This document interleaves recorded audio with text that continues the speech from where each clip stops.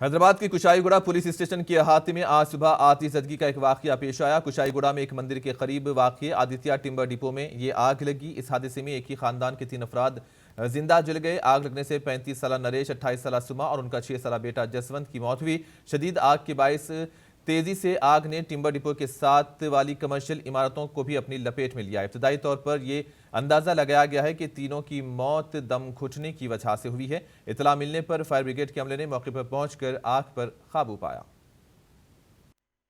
एक timber depot में fire incident हुआ और जिसमें एक फैमिली पूरी मुकम्मल हस्बैंड वाइफ और उनको 2 लड़के थे। एक लड़का इत्तेफाक किसी पेरेंट्स के पास था, तो छोटा बच्चा की भी डेथ होगी। बहुत हमारे लिए बहुत दुख की बात है, मगर हमारे फायर डिपार्टमेंट के डिस्ट्रिक्ट ऑफिसर्स और हमारे पुलिस डिपार्टमेंट वाले बहुत अच्छी तरीके से आग पर काबू पाने की पूरी कोशिश कर रहे हैं। और यहाँ पर इमीडिएट MLA साहब सुभाष रेड्डी साहब, हमारे मेयर साहब, एक्स मेयर साहब, कुंतु रामन साहब, हमारे तमाम कारपोरेटर भी उनकी सहायता के लिए पहुँचे। ये फैमिली कैसा थी, ये कुछ लोग ऊपर चले गए, ये नीचे उतरने के चक्कर में बेचारे धुआं की वजह से उनका डेथ हो गई।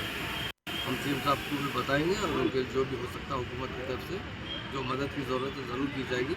और शहर से तमाम टिम्बर डिपो जो शहर के अंदर है उनको यहाँ से हटाया, क्योंकि हम देख रहे हैं बार बार 2-3 इंसिडेंट हो गए।